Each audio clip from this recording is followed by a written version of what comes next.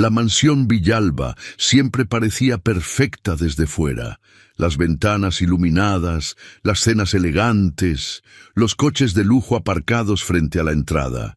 Pero detrás de aquellas paredes, Lucía Herrera sabía que no existía nada parecido a una familia. A los 25 años, trabajaba como limpiadora en aquella casa desde el amanecer hasta la madrugada. Uniforme azul, delantal blanco, las manos cansadas y el silencio de quien aprendió a no molestar a nadie. Después de la muerte del dueño de la mansión, todo empeoró. La nueva señora de la casa, Renata Villalba, había dejado de verla como persona hacía mucho tiempo. Para ella, Lucía era apenas alguien que fregaba suelos, servía café y desaparecía antes de que llegaran los invitados.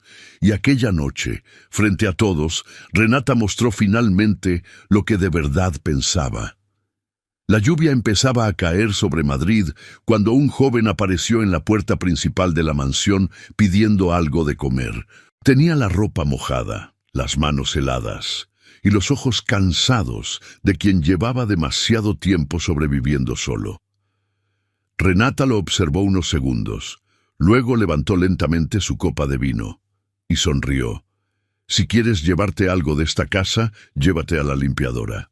Los invitados rieron. Lucía dejó caer la bandeja que llevaba en las manos, y el joven simplemente la miró en silencio, sin imaginar que aquella humillación cambiaría la vida de los dos para siempre. Lucía Herrera había nacido en Vallecas, en uno de esos bloques de viviendas que tienen el portal siempre con algo roto, y la escalera con ese olor particular de los edificios donde vive demasiada gente en poco espacio, y nadie tiene tiempo de ocuparse de más que lo suyo. Su madre, Pilar, había cocinado durante 23 años en el comedor de una empresa de logística del polígono industrial de Villaverde. No era un trabajo glamuroso, pero era un trabajo fijo. Y Pilar lo trataba con el respeto que le tenía a las cosas que te permiten llegar a fin de mes sin tener que pedirle nada a nadie. Lucía empezó a trabajar a los 16 años, primero en una frutería del barrio y luego en una empresa de limpieza de oficinas que pagaba algo mejor y que le permitía ir al turno de tarde mientras estudiaba por las mañanas. A los 18 dejó los estudios porque Pilar tuvo el primer episodio de la enfermedad, que los médicos tardaron 2 años en diagnosticar correctamente y que resultó ser una esclerosis múltiple que avanzaba despacio, pero que avanzaba. El dinero de Lucía pasó a ser la mitad de los ingresos de la casa y la mitad de los ingresos de la casa pasó a ser lo que decidía qué se podía hacer y qué no. A los 19 consiguió el trabajo en la mansión Villalba a través de una agencia que tenía contratos con varias familias de La Moraleja. El sueldo era mejor que el de la empresa de oficinas. La casa era grande, lo cual significaba trabajo constante, pero también significaba que había habitaciones donde podías estar durante horas sin que nadie te molestara. Lucía aprendió la geografía de la mansión en las primeras semanas, con esa eficiencia práctica de quien necesita entender dónde está para poder funcionar. El patriarca, don Rodrigo Villalba, era un hombre de 72 años que había construido su fortuna en el sector hotelero durante los años 80 y 90. Era severo, pero no cruel. Reconocía a los empleados por su nombre. En Navidad dejaba un sobre para cada uno con un aguinaldo que no era simbólico. Cuando Lucía llegó, don Rodrigo llevaba ya 2 años enfermo y pasaba la mayor parte del tiempo en su cuarto o en el jardín de invierno que había construido en el lateral de la mansión, entre plantas y libros y el silencio que eligen las personas que saben que les queda tiempo limitado y no quieren desperdiciarlo en ruido. Renata era la segunda esposa, 25 años menor que don Rodrigo, valenciana, con esa belleza de catálogo que se construye con disciplina y dinero y que con los años se va volviendo más perfecta y más fría al mismo tiempo. Lucía no sabía si Renata había querido a don Rodrigo alguna vez. Sabía que mientras él vivió, Renata contenía algo, una impaciencia quizá, una manera de estar en la mansión como quien espera que termine una obra para poder mudarse al piso terminado. Don Rodrigo murió en febrero, en su cama de madrugada, sin drama. Lucía fue quien lo encontró porque era la primera en llegar cada mañana y porque la puerta del cuarto estaba entreabierta cuando no debería estarlo. Llamó a Renata. Renata bajó con la bata puesta y miró a don Rodrigo y luego llamó al médico con esa eficiencia particular de quien ya había pensado en este momento antes de que llegara. Después del funeral, la mansión cambió de temperatura en el plazo de 2 semanas. Renata renovó los contratos del personal con condiciones nuevas. Los horarios se extendieron, las tareas se ampliaron. El tono de las instrucciones cambió de la manera en que cambian los tonos cuando quien habla ya no necesita mantener ninguna apariencia porque la persona que hacía necesaria esa apariencia ya no está. Lucía pasó a fregar sola los salones que antes limpiaban entre dos.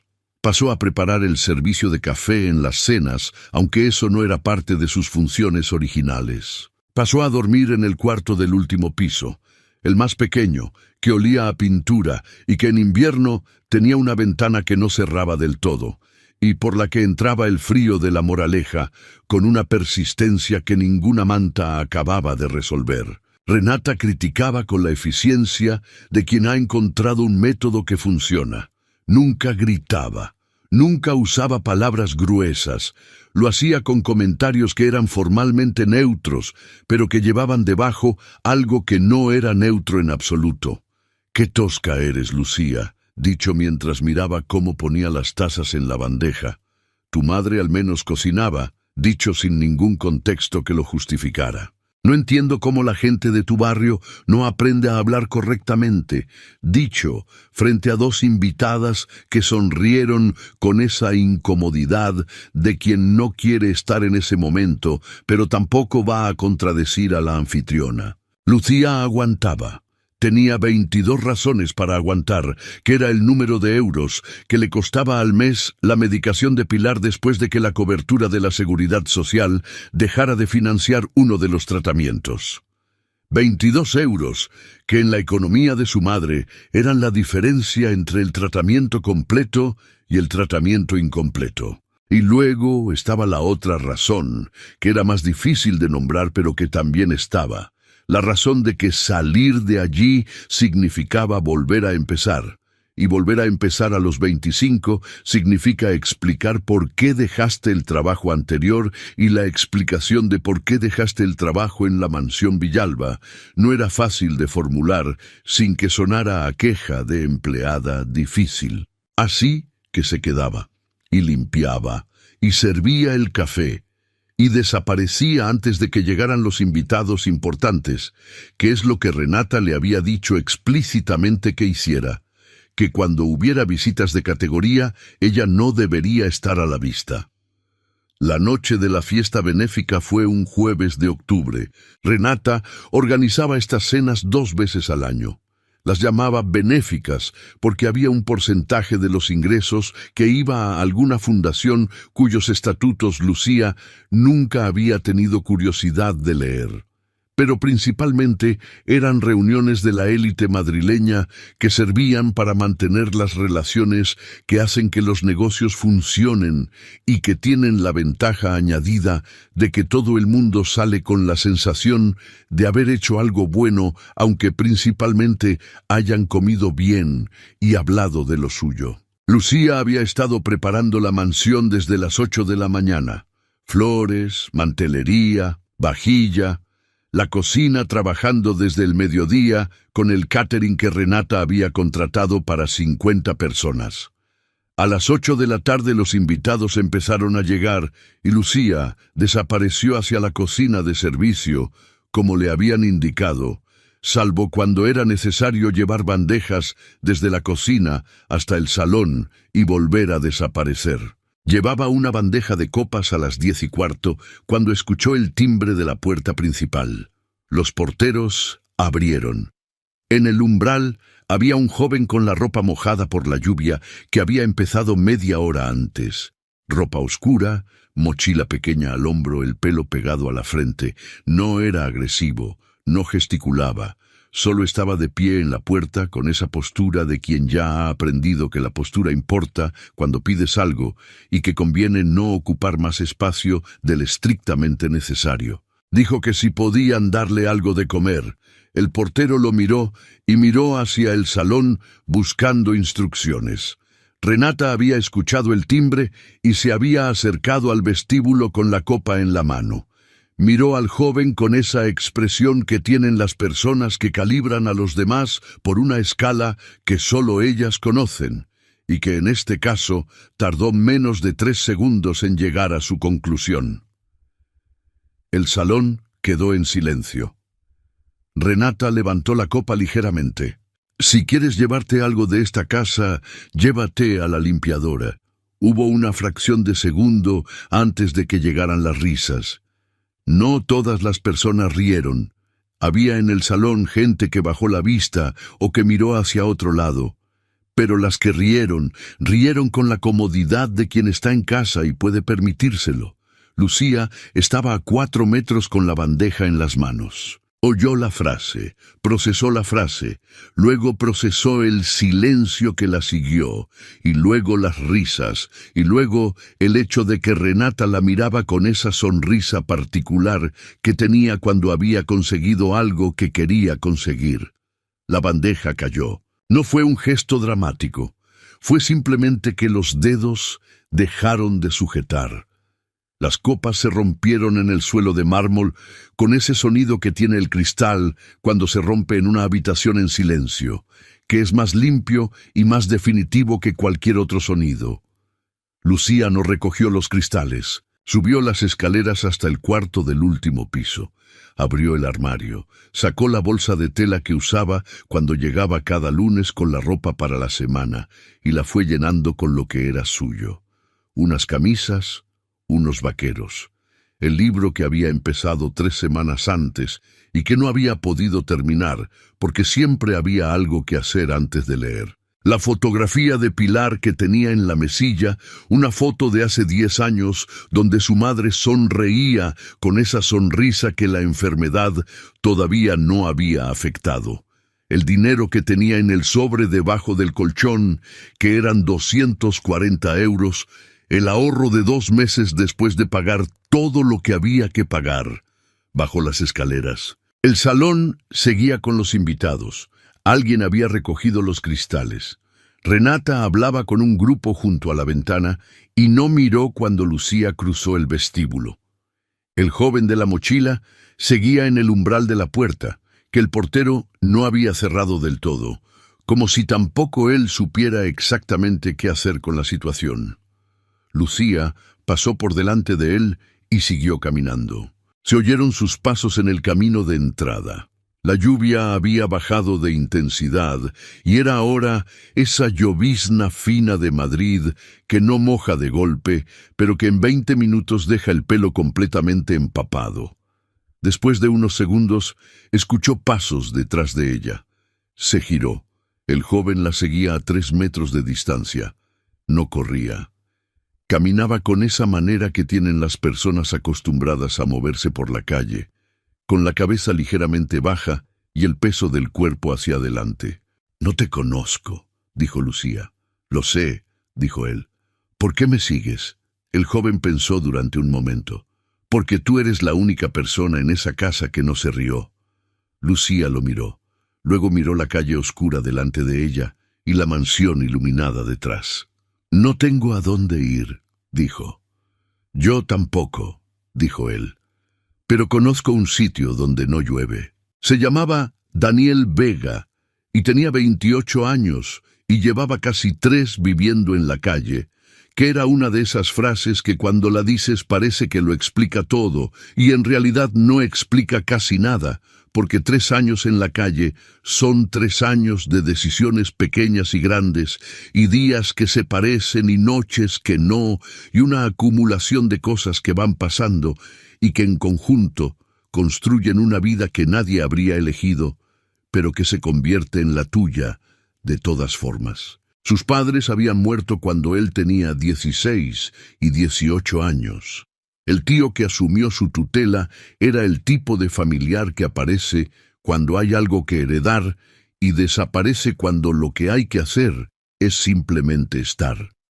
Daniel había llegado a los 20 con una deuda de su tío, que técnicamente era suya, porque el tío la había firmado con documentos que Daniel era menor de edad para haber firmado, pero que los bancos no estaban particularmente interesados en revisar. Lo que siguió fue la lógica implacable de las deudas cuando no tienes con qué pagarlas. El piso primero, luego el trabajo, porque el piso era el domicilio, y sin domicilio los contratos son difíciles. Luego el círculo que se cierra sobre sí mismo con la eficiencia cruel de los círculos que no tienen salida visible desde dentro. Llevaba 3 años encontrando las salidas que encontraba. Había aprendido los aparcamientos abandonados que eran secos, las estaciones de metro que cerraban tarde y abrían temprano, las lavanderías de autoservicio que tenían calefacción y que los dueños no siempre cerraban con llave por las noches, los comedores sociales con horarios que había memorizado en 5 barrios distintos, los trabajos de un día que pagaban en efectivo sin preguntar demasiado. Había aprendido también lo que las personas que no viven en la calle no suelen saber, que la gente que vive en la calle no es un tipo uniforme. Hay personas que llevan semanas y personas que llevan décadas. Hay personas que están allí por razones que empiezan en la infancia y personas que estaban en un piso hace 6 meses. Hay personas amables y personas que no lo son, igual que en todos los demás sitios, solo que en la calle las circunstancias hacen que las diferencias sean más visibles porque no hay puertas que cerrar. Daniel era, por el consenso de quienes lo conocían en los espacios donde coincidían, de los que no creaban problemas, no robaba, no consumía. Tenía esa cortesía práctica de quien sabe que convivir en situaciones difíciles requiere no hacer la situación más difícil de lo necesario. El aparcamiento abandonado donde dormía aquella noche estaba a 20 minutos a pie de La Moraleja, en un edificio de oficinas vacío desde hacía 2 años, cuyos propietarios llevaban 2 años en un litigio que nadie tenía prisa por resolver. La planta baja era seca y tenía una parte del suelo de hormigón que no estaba completamente plana, pero que era infinitamente mejor que la acera mojada. Daniel tenía una manta, una sola. Se la dio a Lucía. «Tú», dijo ella. «Tengo el abrigo. Hace frío igual con el abrigo. Llevo 3 años durmiendo en sitios fríos», lo dijo sin dramatismo como un dato. «Tú no». Lucía tomó la manta. Estuvieron un rato en silencio, sentados en el suelo de hormigón con la espalda en la pared y la lluvia golpeando los cristales rotos del techo. Daniel comió algo que tenía en la mochila, un bocadillo que había conseguido en el comedor de Carabanchel esa tarde, y lo partió en 2, sin preguntarle si tenía hambre, porque había aprendido que preguntar si alguien tiene hambre cuando es evidente que la tiene es una manera de hacerle confirmar algo que ya sabe y que no hace falta confirmar. Lucía comió. «¿Por qué fuiste a esa puerta?», preguntó después. «Porque vi las luces y la comida», dijo Daniel. «A veces en las fiestas grandes hay comida que sobra y que dan si preguntas en la puerta de servicio. No en la principal, en la de servicio. Pero fuiste a la principal». «¿Sí?» Pausa. «Fui a la equivocada». Lucía pensó en eso. «La de servicio estaba en el lateral», dijo. «Si hubieras ido allí, yo te habría dado algo de la cocina sin que nadie lo viera». Daniel la miró. «Pues la próxima vez lo sé». Lucía se rió. Fue una risa pequeña y sorprendida, del tipo que aparece cuando algo es absurdo de la manera justa. Daniel también se rió, con esa risa de quien lleva tiempo sin reírse con alguien y nota la diferencia. Los días siguientes no tenían un plan. El plan era sobrevivir, que es también un plan aunque no lo parezca desde fuera. Lucía llamó a su madre desde el teléfono de una cafetería porque no tenía móvil propio. Pilar escuchó la situación con esa calma que tienen las madres que han vivido suficiente para saber que el pánico no resuelve nada y que lo primero es entender qué hay que resolver. Dijo que Lucía podía volver a Vallecas. Lucía dijo que el piso de Vallecas era de 2 habitaciones y que Pilar necesitaba la segunda para el material médico y que no había espacio. Pilar dijo que siempre hay espacio. Lucía dijo que ya encontraría algo y que no se preocupara. Colgó sin haber resuelto nada concreto, pero con la sensación de que su madre sabía que estaba bien, que era lo que había podido darle esa mañana. Daniel sabía dónde había un depósito de alimentación en Leganés que necesitaba personal eventual para descargar camiones. No era trabajo fijo. Era trabajo de las 5 de la mañana a las 9, 3 o 4 días por semana, pagado en efectivo al terminar. Lucía fue con él el primer día, sin saber muy bien qué esperar, y descargó cajas durante 4 horas con los brazos que le pesaban y las manos que no estaban acostumbradas a ese tipo de esfuerzo. Cuando terminó, el encargado le dio 40 euros y le dijo que podía volver el miércoles. Daniel llevaba meses haciendo ese trabajo. Conocía al encargado y conocía a los otros eventuales y sabía cuándo llegaban los camiones grandes y cuándo los pequeños y qué días era mejor ir temprano porque había más trabajo. Ese conocimiento práctico de los márgenes del sistema laboral era uno de los muchos conocimientos que había acumulado en 3 años y que tenían un valor real aunque nadie los reconociera como tales. Lucía aprendió rápido, no porque el trabajo fuera complicado, sino porque era el tipo de aprendizaje donde la motivación es concreta. Si descargas bien, vuelves. Si no, no vuelves. Esa lógica directa era en cierta manera más honesta que la lógica de la mansión Villalba, donde las reglas eran arbitrarias y cambiaban según el humor de Renata. Por las noches, en el aparcamiento o en alguno de los otros sitios que Daniel conocía y que Lucía fue aprendiendo con él, hablaban. No siempre de cosas importantes, a veces de cosas pequeñas que son las que construyen la confianza real entre 2 personas, que no se construye con las conversaciones grandes, sino con la acumulación de las pequeñas. Daniel le contó del tío y de la deuda y de cómo había llegado donde había llegado. Lo contó sin resentimiento visible, con esa distancia que da el tiempo cuando has tenido suficiente tiempo para procesar algo, aunque no hayas terminado de procesarlo del todo. Lucía le contó de Pilar y de la enfermedad y de los 240 euros del sobre y de los 22 euros de la medicación que eran su unidad de medida para decidir cuánto aguantar. 22 euros, dijo Daniel. Sí. ¿Cuánto tiempo aguantaste por 22 euros?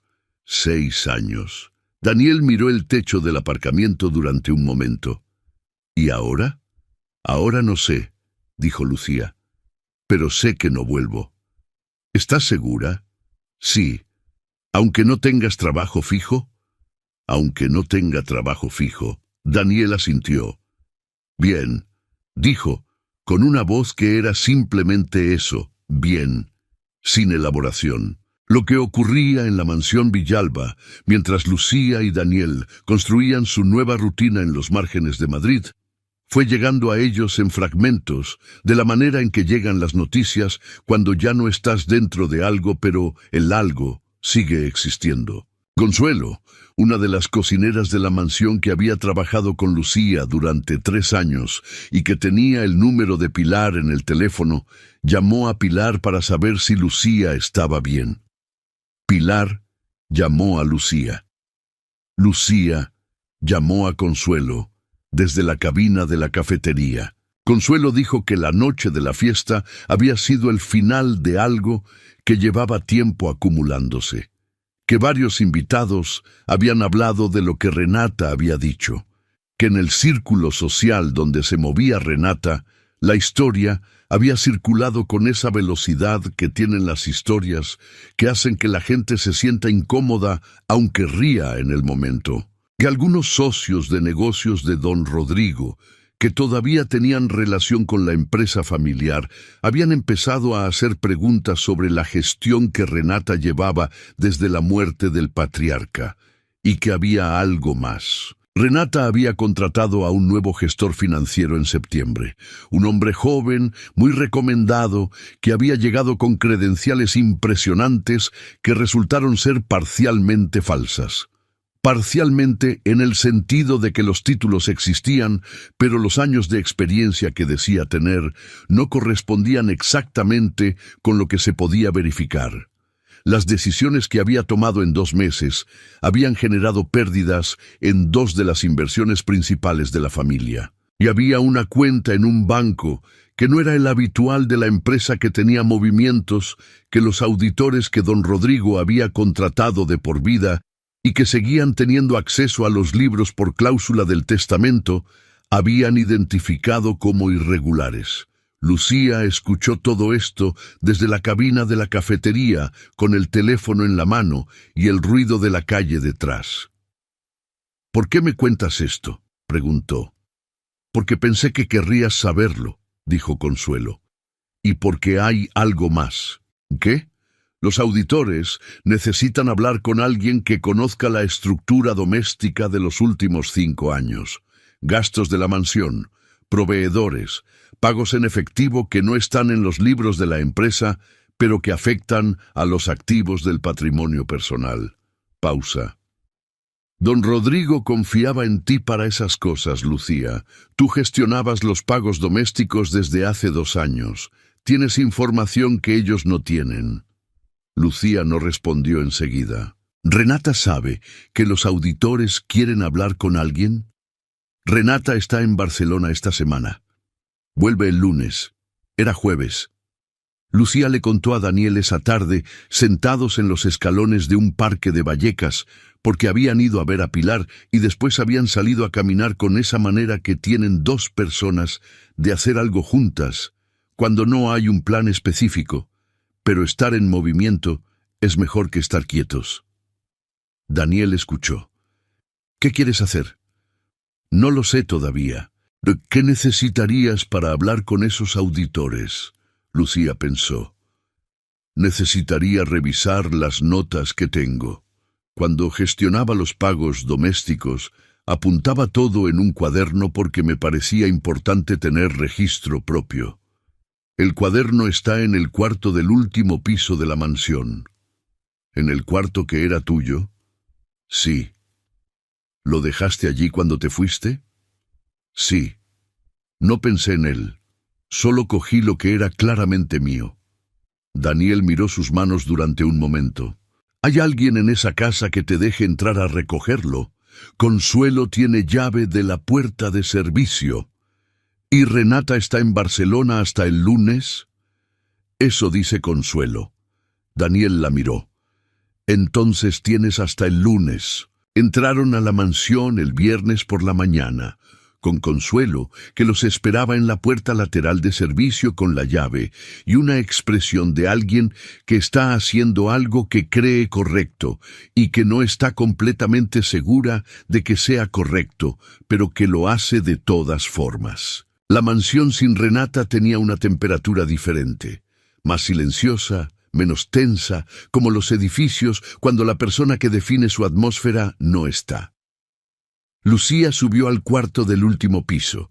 Olía igual que siempre, a pintura y al frío que entraba por la ventana que no cerraba del todo.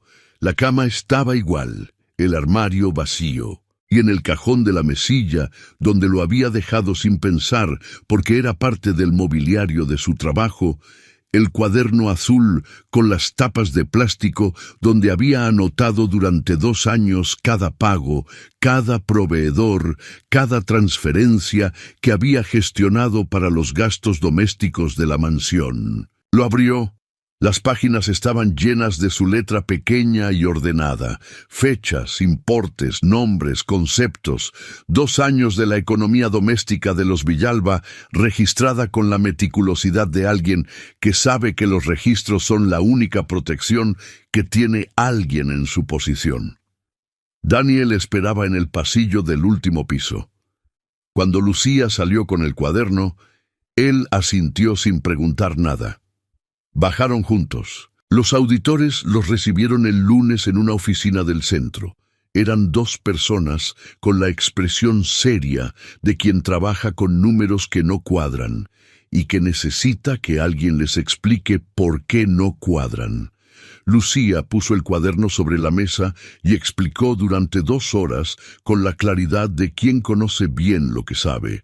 Daniel esperó en la sala de espera con el teléfono de Pilar, que Pilar había insistido en darle porque dijo que no podía andar por Madrid sin manera de que nadie lo encontrara. Lo que Lucía explicó, confirmó y amplió lo que los auditores ya sospechaban.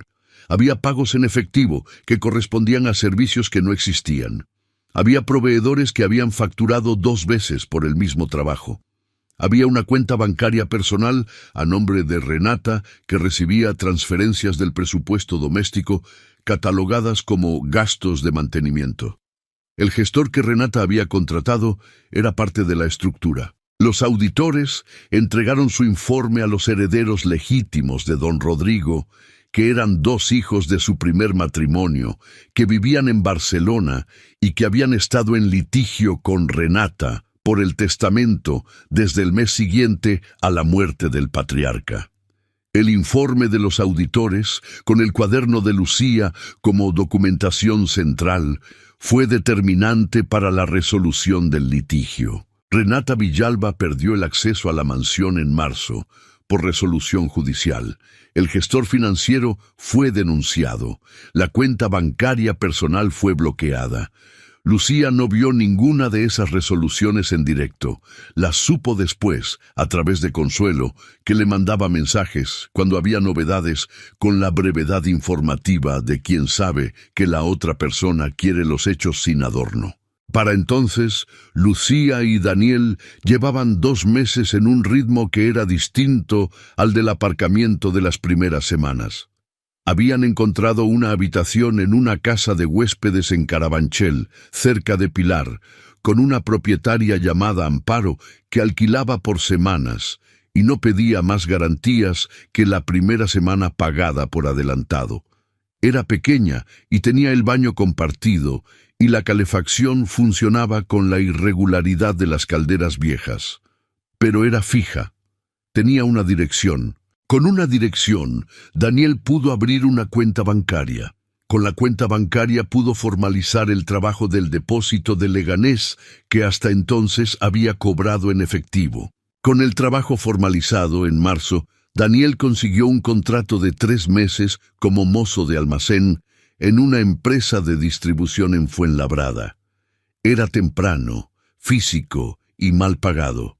Era también el primer contrato de trabajo que tenía desde hacía 4 años. Lo firmó en la oficina de la empresa, con la empresa poniendo el bolígrafo encima de la mesa y él cogiéndolo con una normalidad que era deliberada, porque a veces la normalidad hay que construirla desde fuera hacia adentro. Lucía encontró trabajo en una residencia de mayores de Vallecas en febrero. No era limpieza.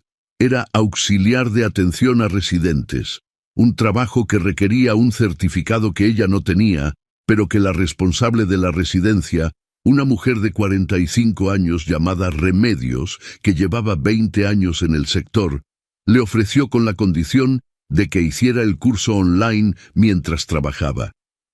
El sueldo era bajo y los turnos eran largos, pero había contrato y había algo más.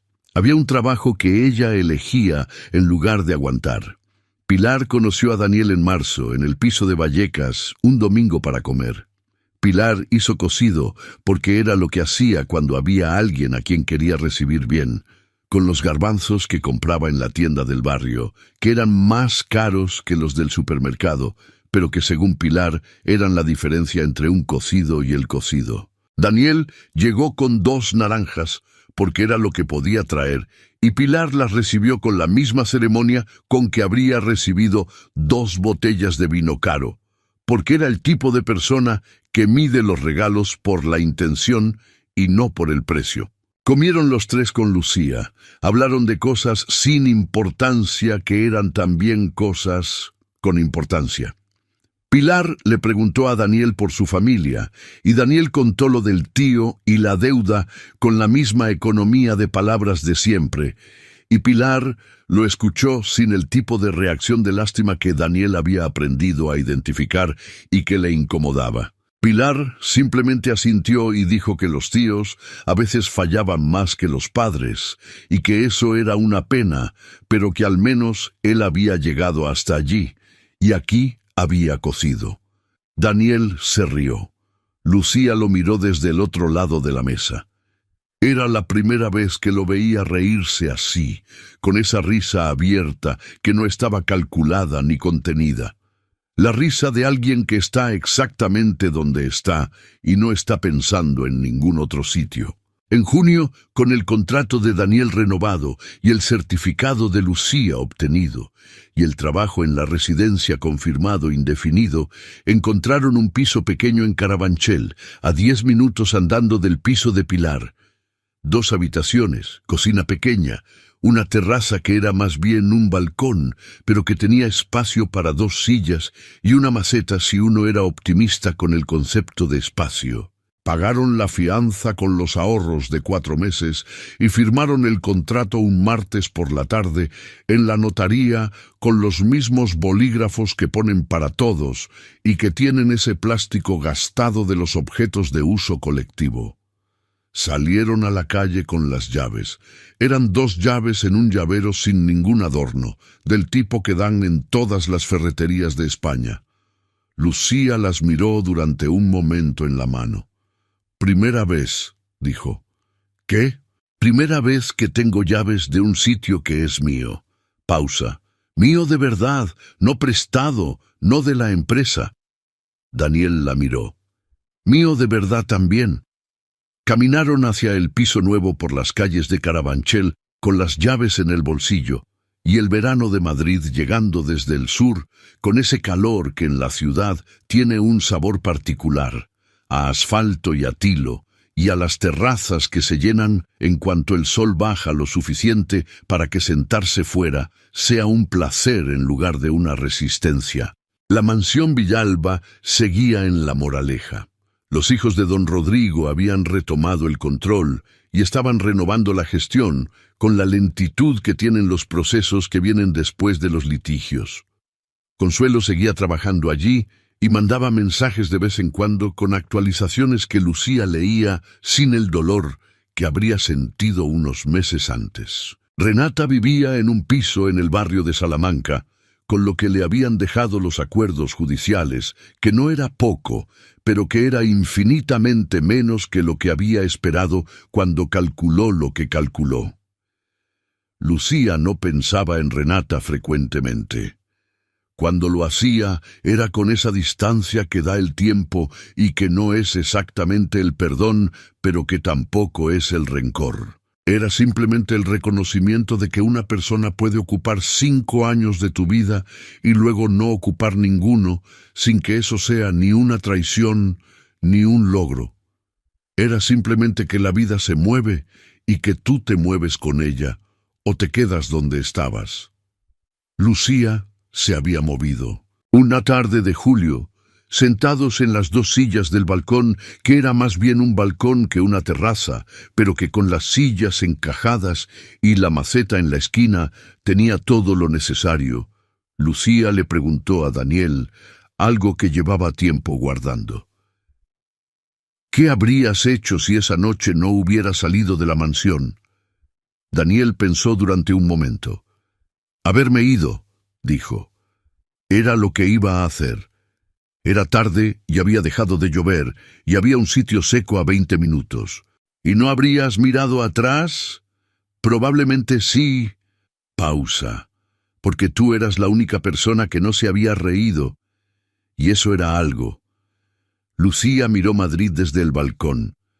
Los tejados de Carabanchel, las antenas, la línea del horizonte donde los edificios se recortan contra el cielo de julio, que a esa hora era de un azul que iba oscureciéndose despacio hacia el este. «Una bandeja», dijo. «¿Qué?» «Que todo empezó porque solté una bandeja». Miró a Daniel. «Si no la hubiera soltado, habría seguido con la fiesta y tú te habrías ido y no habría pasado nada». Daniel pensó en eso. «Creo que la habría soltado de todas formas». «¿Cómo lo sabes?» «Porque ya era demasiado». Lo dijo con la simplicidad de una constatación. Esas cosas tienen un límite, y tú habías llegado al tuyo. Lo de la bandeja fue solo el momento exacto. Lucía asintió despacio. Fuera, sobre Madrid, el verano seguía con su lógica propia, esa insistencia del calor que se queda hasta tarde y que hace que las ciudades vivan de noche con una energía que el invierno no tiene. Las terrazas llenas, las ventanas abiertas, el ruido particular de la ciudad que no duerme del todo aunque baje la guardia. 2 personas en un balcón, que era más bien un balcón, con 2 sillas y una maceta, en un piso de 2 habitaciones en Carabanchel, que tenía la calefacción irregular y el baño pequeño y las llaves en el llavero sin adorno que seguía en el bolsillo de Lucía porque todavía le gustaba notar que estaban allí. No era la mansión de La Moraleja.